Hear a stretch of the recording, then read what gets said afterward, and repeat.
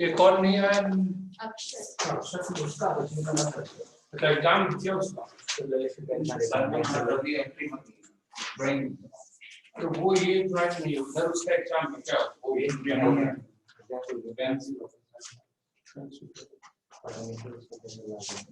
अच्छा चलिए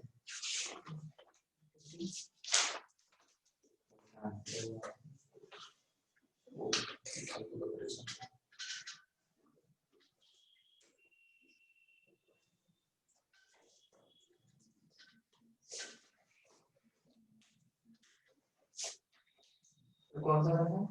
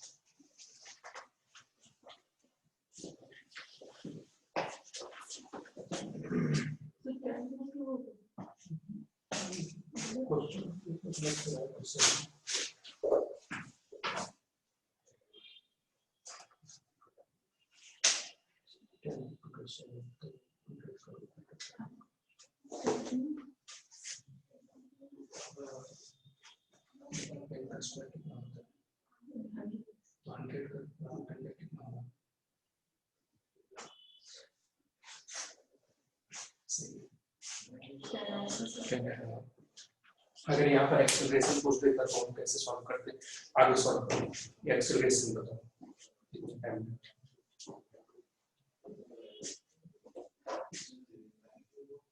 टाइम मिलेगा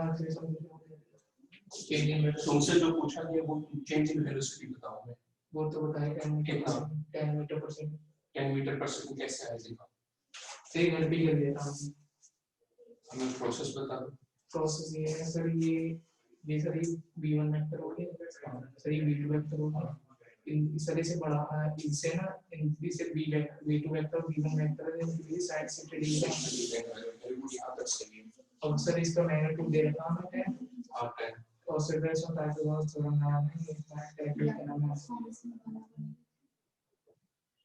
10 मीटर पर सेकंड सर ये जाता है सर इससे ये हो जाएगा साइन ये 10 sin 60 10 sin 60 ऐसे कैसे होगा 10 sin 60 फार्मूला लगा गलत हो गया देखिए देखो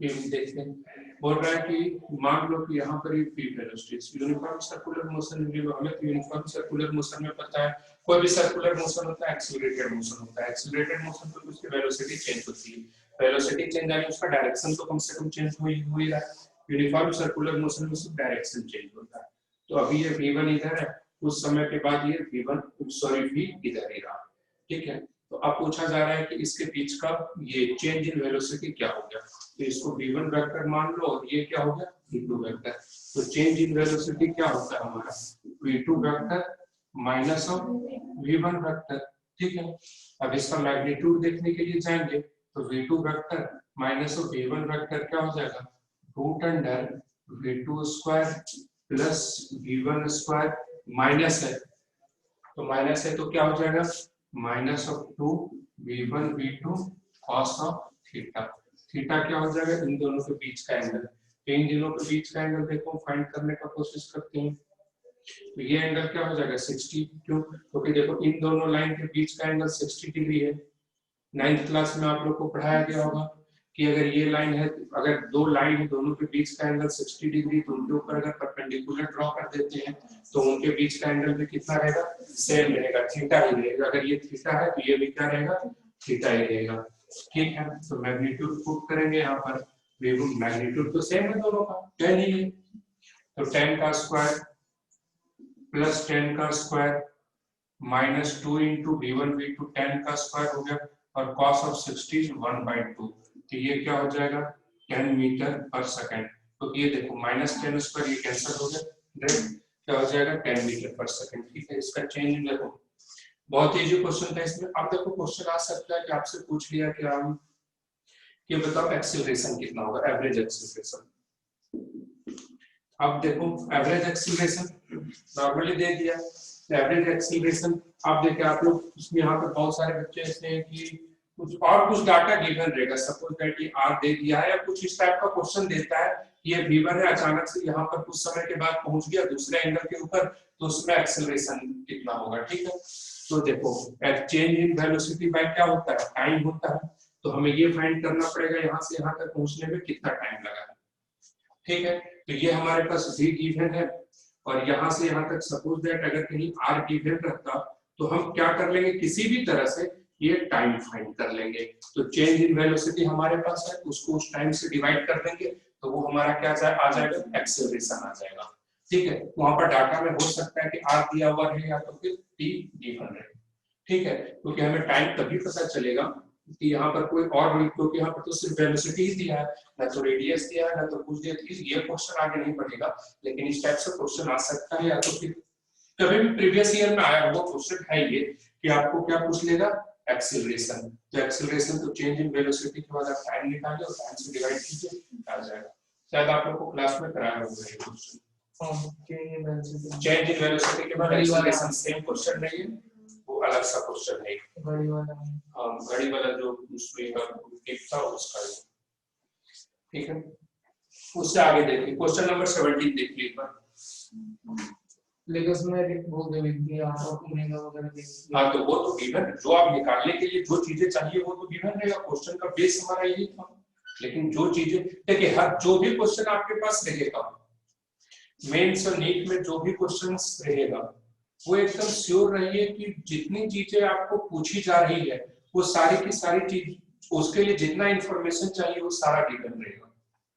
और क्वेश्चन तो सबसे पहले मेंटली प्रिपेयर रहिए कि इसमें क्वेश्चन इजी रहते हैं, टफ क्वेश्चन आ ही नहीं सकते। हाँ, अगर आप एडवांस में क्वेश्चन सॉल्व कर रहे हैं तो आप उसमें कॉमन सेंस थोड़ा ज्यादा लगता है, मतलब अच्छा खासा कॉन्सेप्ट लगता है, लेकिन नीट और जेईई में सिंपल कॉन्सेप्ट से चीजें हो जाती है, आपका प्रैक्टिस होना चाहिए। ठीक है, चलिए क्वेश्चन नंबर 17 सॉल्व कीजिए। ये जैसे ये वेक्टर होता है, ये वेक्टर होता है, इसका रिजल्टेंट ये होता है, ये होता है नहीं, इसका रिजल्टेंट ये होता है, इसलिए हम देखो एक वेक्टर के एंड से फिर दूसरे वेक्टर को सॉल्व करने ये वाला वेक्टर नहीं पढ़ा है, पढ़े में बहुत दिन हो गया, वही 11th वाला पढ़ा है ना।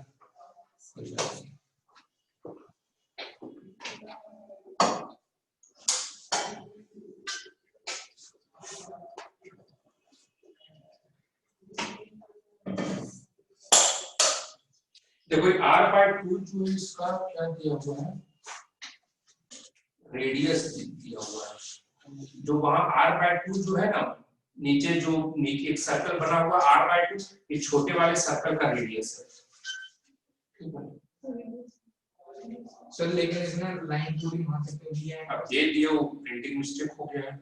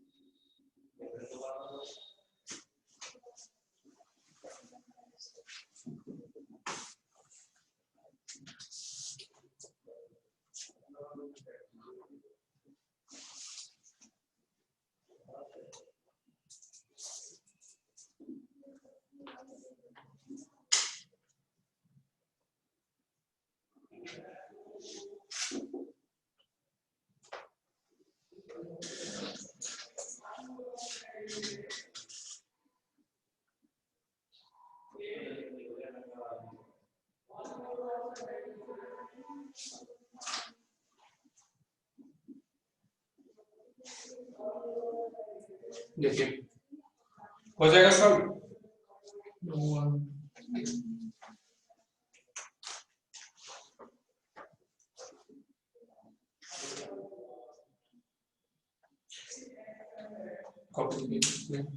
देखो इधर क्वेश्चन क्या बोल रहा है, ठीक है, दिन वैल्यू ओमेगा स्क्वायर।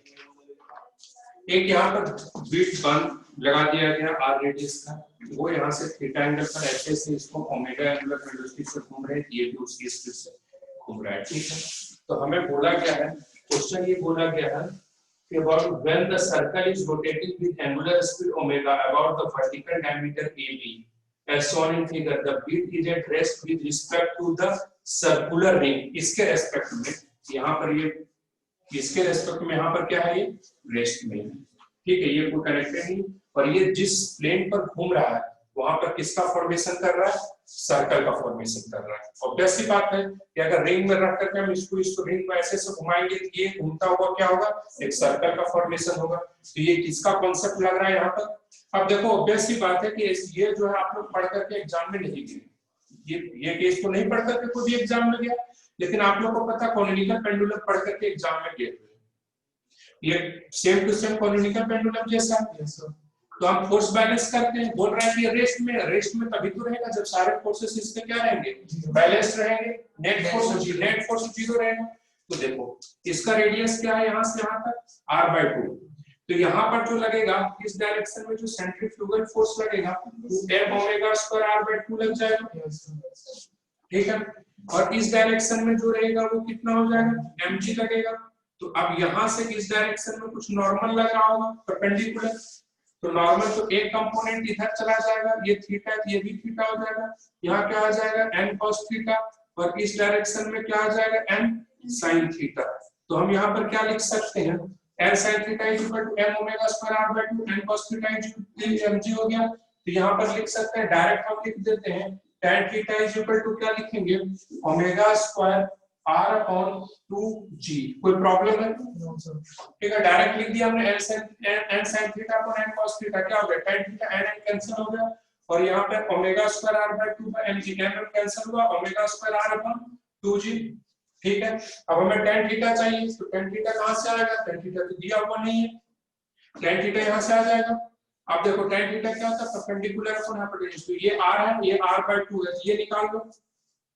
कभी भी देखो राइट एंगल ट्रायंगल में अगर एक एंगल और एक साइड दिया हुआ है तो बहुत आसानी से हम सबको, कहीं एक सिर्फ एंगल भी दिया हुआ है ना, एक मतलब एंगल दे दिया तो हम यहाँ से सब कुछ फाइंड कर सकते हैं, रेशियो तो आसानी से फाइंड कर सकते हैं, ठीक है। तो ये r है और ये r/2 है, तो ये कितना हो जाएगा, ये r² - r²/4 हो जाएगा, ठीक है। तो ये क्या हो जाएगा, 4r² - r², √3r², तो √3 रखो, r रखो, √4 क्या हो गया 2, ठीक है। तो यहाँ पर लिख देंगे tan थीटा क्या हो जाएगा, परपेंडिकुलर क्या हो गया r/2 अपन बेस कितना हो गया, √3r2 नहीं सॉरी नहीं सही है,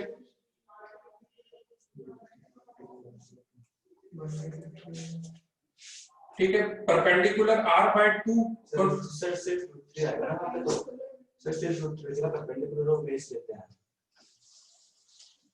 नहीं देखो क्या, कौन सा परपेंडिकुलर अपन बेस लेते हैं, ठीक है, वही ना r/2 क्या सही तो सही है, is equal to omega r/2g, r से r कैंसिल हो गया, ये कितना आ गया 2 से 2 कैंसिल हो गया, तो ओमेगा² इज इक्वल टू कितना आ रहा है, ठीक है। तो ओमेगा² इज इक्वल टू क्या होगा 2g/√3r, ये कोई ऑप्शन में है क्या, 2g/r√3, हाँ ऑप्शन नंबर डी, ठीक है।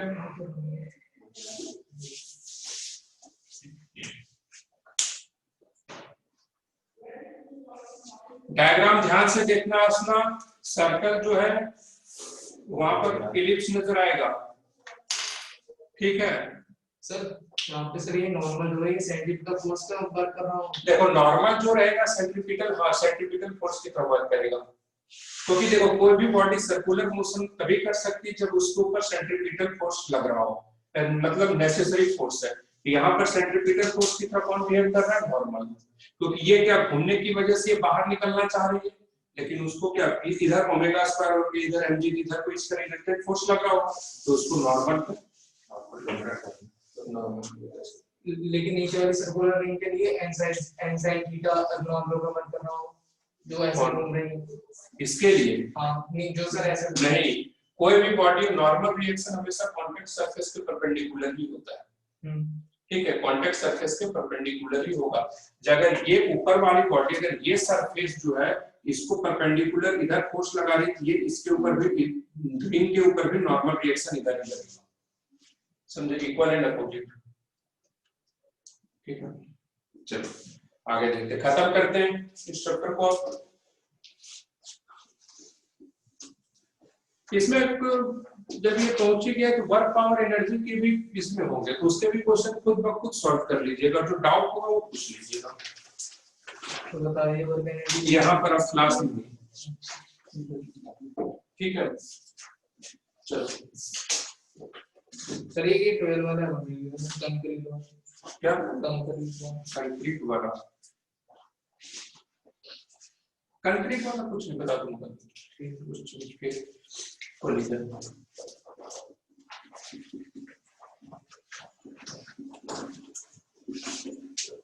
कोलिजन होता क्या है? ट्रांसफर ऑफ मोमेंटम, ठीक है, मोमेंटम ट्रांसफर होता है, it is the process of transfer of momentum.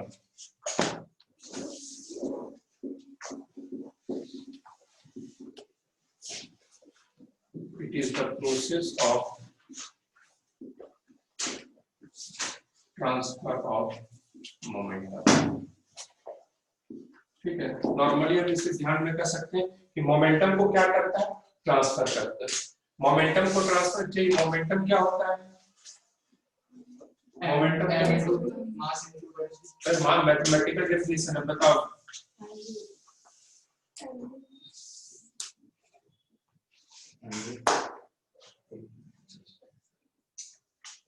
Amount of motion contained by any body, कभी बताया गया था क्या? एक बार तो मैं क्लास में बताया, तभी ना तीनों को ही पूछा और किसी को नहीं पूछा। देखो मोमेंटम क्या होता है? Amount of motion contained by any body, कोई भी बॉडी अपने आप में कितना मोशन को कंटेन करके रखा है उसे ही हम क्या कहते हैं? मोमेंटम कहते हैं, ठीक है। ध्यान में रखिएगा, amount of motion contained by any body, ठीक है। जैसे कि कोई बॉडी धीरे धीरे आ रहा है, वो स्लो, ठीक है, धीरे मोमेंट स्लो मोमेंटम है, कोई बहुत ही तेजी से आता है, इसका मोमेंटम क्या है? हाई है। तो मोमेंटम क्या होता है कि उसके अंदर में कितना मोशन वो कंटेन करके रखा है। तो उसी तरह से क्या करता है कि बॉडी आती है, एक बॉडी आती है इधर से, उसके पास मोमेंटम रहता है, अपना मोमेंटम क्या करता है? सामने वाले को ट्रांसफर करता है। सामने वाले को ट्रांसफर करने के मतलब क्या? उसको मोशन वो प्रोवाइड करता है, यानी उसकी वेलोसिटी को वो क्या करता है? इंक्रीज करता है। यही होता है मोमेंट कोलिजन में। अभी एग्जांपल से बताऊंगा। दूसरी बात है कि क्वेश्चन पूछते हैं कोलिजन होने के लिए इंपैक्ट होना जरूरी है, मतलब फिजिकल कांटेक्ट होना जरूरी है? नो सर, होना चाहिए, कोलिजन होने तक चार्जेस में हो जाते हैं बिना टच हुए। हाँ, जरूरी नहीं है कि फिजिकल कांटेक्ट होना, कभी भी कोलिजन जब भी होता है तो फिजिकल कांटेक्ट होना जरूरी नहीं है, बिना फिजिकल कांटेक्ट का भी कोलिजन हो सकता है। जैसे कि आप लोग पढ़े हैं अल्फा पार्टिकल न्यूक्लियस, उसमें ही बोला गया है ना, अल्फा पार्टिकल और गोल्ड फॉइल के बीच का कोलिजन। तो वहां तो कभी भी जाकर के क्या gold alpha particle gold foil को हिट कर रहा है क्या? नहीं, सिर्फ जो रहता है किसी दूसरे के वजह से, अगर हम अपने पाथ को डेविएट कर जाते हैं, ठीक है, किसी दूसरे की वजह से अगर हम अपने पाथ को डेविएट कर जाते हैं, हम कह सकते हैं वहां पर क्या हुआ? कोलिजन हुआ है।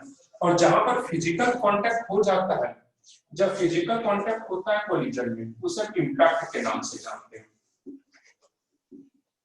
जब फिजिकल कांटेक्ट होता है तब ध्यान में रखिएगा, उसे किस नाम से जानते हैं? इंपैक्ट के नाम से जानते हैं।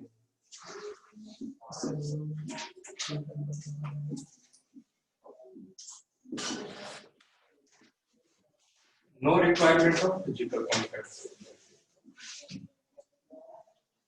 फिजिकल कॉन्टैक्ट का कोई रिक्वायरमेंट नहीं है। यहाँ से ये ध्यान में रखना है, एग्जाम्पल में आप लोग को आराम से याद रहेगा, ये न्यूक्लियस है, ये न्यूक्लियस को हमने फिक्स करके रखा है, ठीक है, फिक्स कर दिया।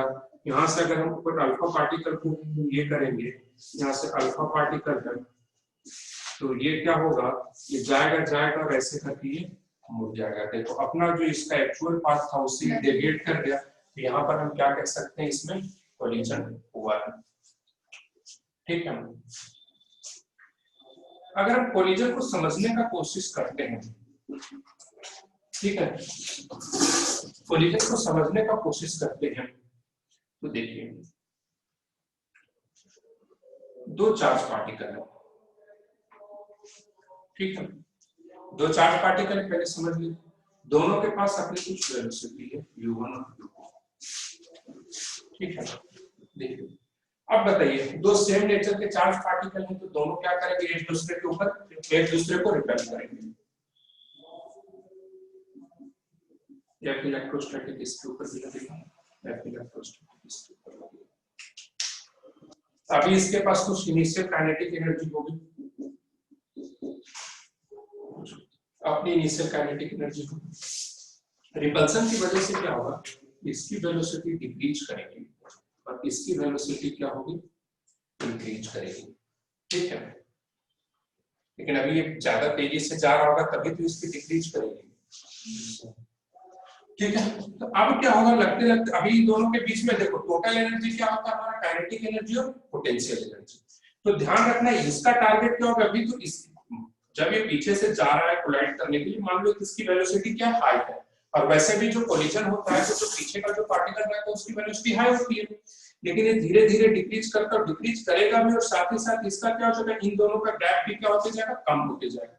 तो एक समय आएगा, एक समय कब आएगा जब इन दोनों के बीच का गैप क्या रहेगा, मिनिमम।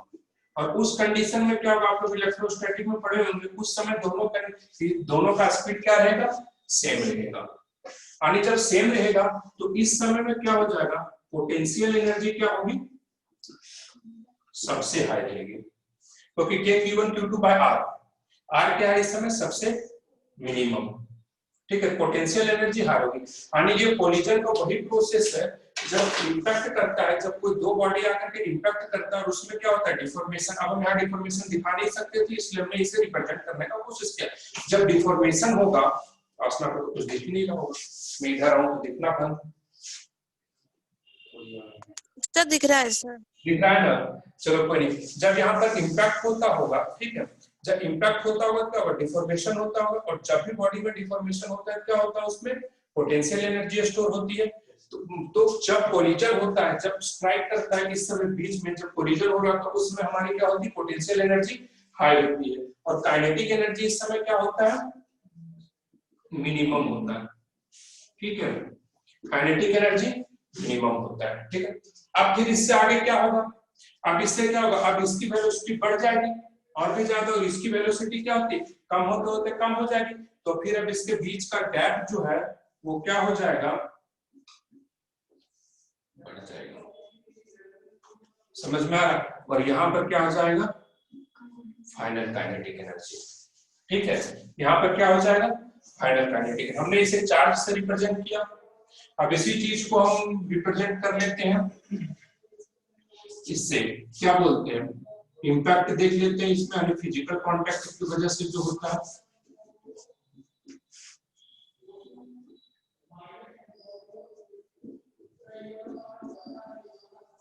फिजिकल कांटेक्ट के हेल्प से देख लेंगे। आप लोग ड्रॉ कीजिएगा, मैं दो यहाँ लिखूंगा, एक उसके नीचे ही करूंगा, आप सीधे एक लाइन में ड्रॉ कीजिएगा, ठीक है। जैसे कि देखो यहाँ पर m1 मास है, ठीक है, यहाँ पर m1 मास है, इसकी वेलोसिटी क्या है, u1, और ये क्या हो गई m2, इसकी वेलोसिटी क्या है, u2, ठीक है। ऑब्वियस सी बात है, कोलिजन होने के लिए u1 is greater than u2 रहेगा, तभी तो जाकर इसको हिट करेगा, ठीक है। अब ये जो है जाकर के यहाँ पर क्या हो, कोलाइड किया, ठीक है। ये M1 हो गया, M2 जब कोलिजन हुआ है तो अब देखो ये M1 वाला क्या करेगा, M2 वाले को धक्का देगा आगे की तरफ, ठीक है, आगे की तरफ धक्का देगा, यानी कि नॉर्मल रिएक्शन क्या होगा उसके ऊपर, ठीक है। M1 वाला क्या करेगा, M2 वाले को धक्का देगा आगे की तरफ, ठीक है, और M2 वाला क्या करेगा, M1 को धक्का देगा पीछे की तरफ, ठीक है, ठीक है। यहाँ पर क्या होगा फाइनली, यहाँ पर जो है U2 जो है, आप देखो जब धक्का आगे मिलेगा तो U2 की वेलोसिटी बढ़ रही होगी, और M2 और जो ये U1 वाला है इसकी वेलोसिटी क्या होगी, डिक्रीज कर रही है, और फाइनली अब इस समय पर इस पोजीशन पर दोनों की वेलोसिटी क्या होगी, सेम रहेगी। तो अब देखो ये जो है इसके ऊपर फोर्स लगा रहा है, यानी ये और ये इसके ऊपर, यानी क्या कर रहा है, ये देखो इसको क्या मिल रहा है, पॉजिटिव मोमेंटम, यानी उसी डायरेक्शन में फोर्स लग रहा है, तो इसका मोमेंटम इस समय जो है ट्रांसफर होगा इसके अंदर में, ठीक है। देखो कोलिजन में होता है क्या, मोमेंटम ट्रांसफर होता है, ये M1 का जो और M1 का मोमेंटम जो है अब क्या हो रहा है, यहाँ से इसमें मोमेंटम ट्रांसफर हो रहा है, और इस कंडीशन में जो पोटेंशियल एनर्जी जो है वो क्या रहेगी, हाई रहेगी, क्योंकि भाई कोलिजन होगा तो बॉडी में डिफॉर्मेशन तो आएगा, और जब डिफॉर्मेशन आता है तो आप लोग पढ़ चुके हैं कि पोटेंशियल एनर्जी स्टोर होती है, जब पोटेंशियल तो वो एनर्जी आई कहां से, पहले से जो काइनेटिक एनर्जी वही तो जाएगा, तो फिर टोटल एनर्जी तो कांस्टेंट रहना है, तो उस समय क्या हो जाएगा, पोटेंशियल एनर्जी हाई होगी और इस समय काइनेटिक एनर्जी सबसे क्या रहेगी, लो रहेगी, इस समय दोनों के बीच में जो इंपैक्ट रहेगा वो बहुत ही हाई रहेगा, ठीक है। यहां पर हो गया मोमेंटम ट्रांसफर,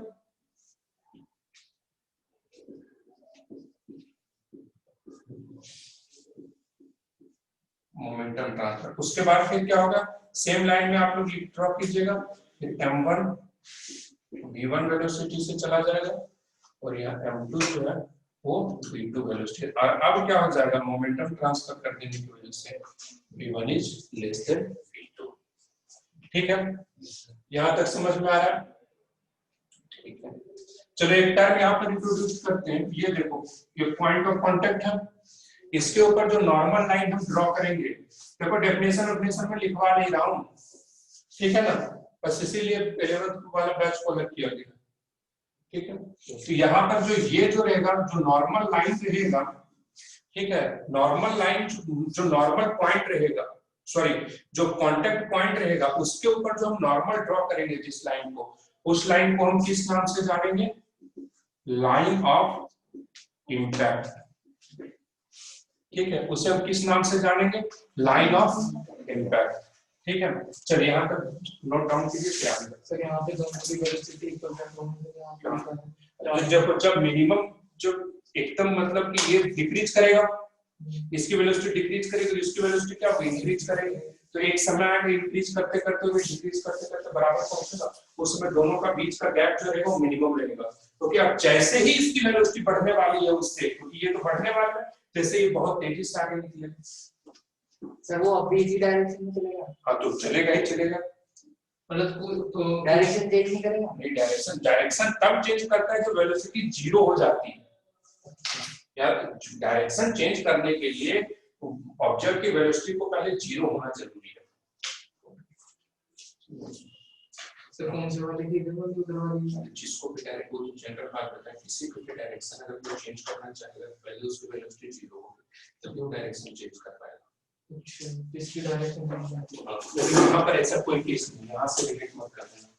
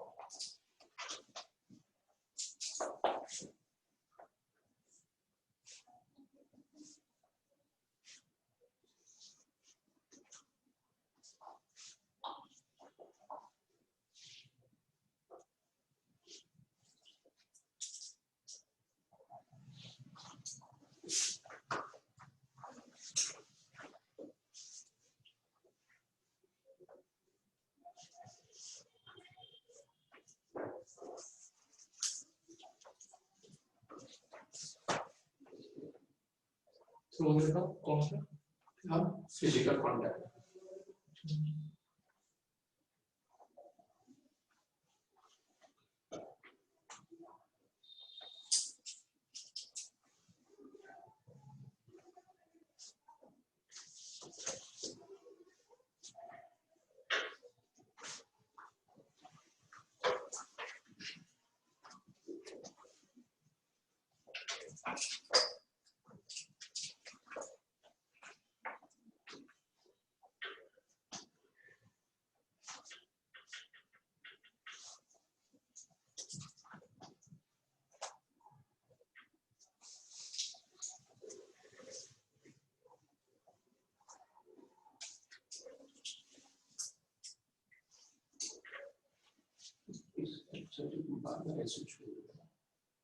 ऐसे छोड़ोगे फिर इससे अच्छा तो सर्टिफिकेट उसको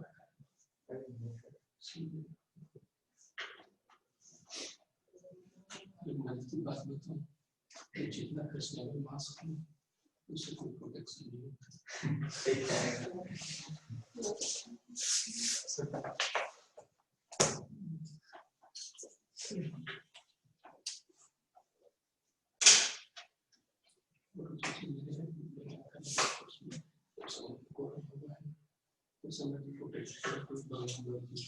इतने प्रोटेक्शन रखते थे कि क्या बता बहुत हेवी प्रोटेक्शन रखते थे सैनिटाइजर से हाथ धोता तुम लोग को कुछ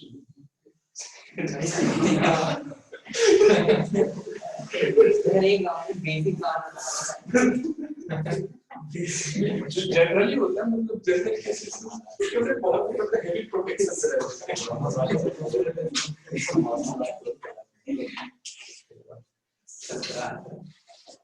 सर ज्यादा बढ़ते मिनट कितना मिनट चलो ठीक है हो गया आप लोग नोट कर वो सारे लियो बता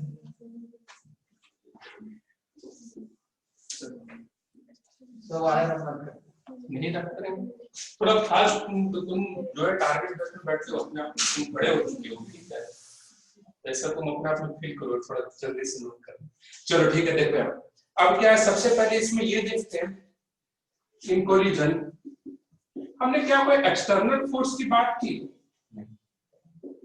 जब एक्सटर्नल फोर्स की बात नहीं की तो एक्सटर्नल फोर्स लग रहा है क्या F external is equal to 0 अगर F external 0 है तो क्या हो गया क्या अगर एक्सटर्नल फोर्स 0 है तो क्या हो गया मोमेंटम यानी एक्सेलरेशन आप कह सकते हैं आप लेकिन यहां पर क्या लिखेंगे मोमेंटम कंजर्व ठीक है यानी कोलिजन के केस में हमेशा मोमेंटम कंजर्व रहेगा momentum conserve and initial momentum is equal to final momentum और हम लिख सकते हैं initial momentum m1u1 plus m2u2 is equal to m1v1 plus m2 ठीक है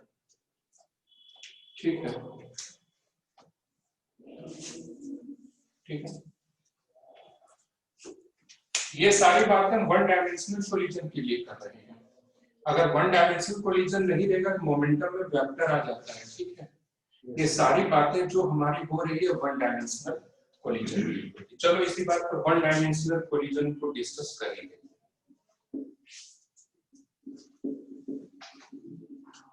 नाम से ही पता चल रहा होगा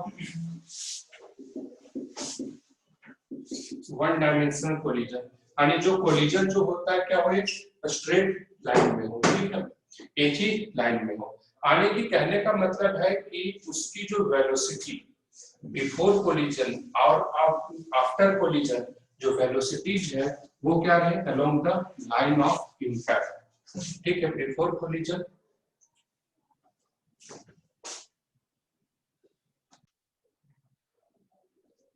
वन डायमेंशनल कोलिजन ठीक है वन डायमेंशनल कोलिजन या तो हम इसे बोल देते हैं डायरेक्ट इंपैक्ट थोड़ा सा डिफरेंस है वन डायमेंशनल कोलिजन और डायरेक्ट इंपैक्ट में डायरेक्ट इंपैक्ट यानी हम बात कर रहे हैं डायरेक्ट फिजिकल कांटेक्ट की और वन डायमेंशनल कोलिजन में जरूरी नहीं कि फिजिकल कांटेक्ट हो जो अल्फा पार्टिकल 180 डिग्री पर रिटर्न आ रहा था ना, वो भी वन डायमेंशनल कोलिजन का एग्जांपल होगा। समझ में आ रहा है? और डायरेक्ट इंपैक्ट की टाइप ऑफ वन डायमेंशनल, ये थोड़ी बेसिक चीजें आप लोग ध्यान में रखिएगा, ठीक है? समझ में आ रहा है? जो इंपैक्ट मतलब कि इसमें डायरेक्ट फिजिकल कांटेक्ट होगा ही होगा।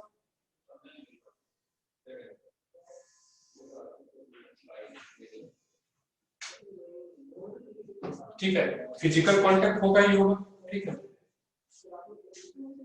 तो इस कंडीशन में हम क्या कह सकते हैं, इसमें क्या होगा, velocity before and after the collision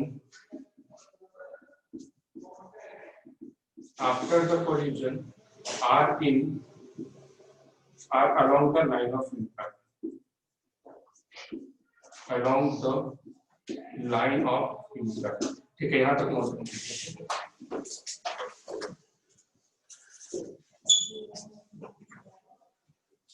एक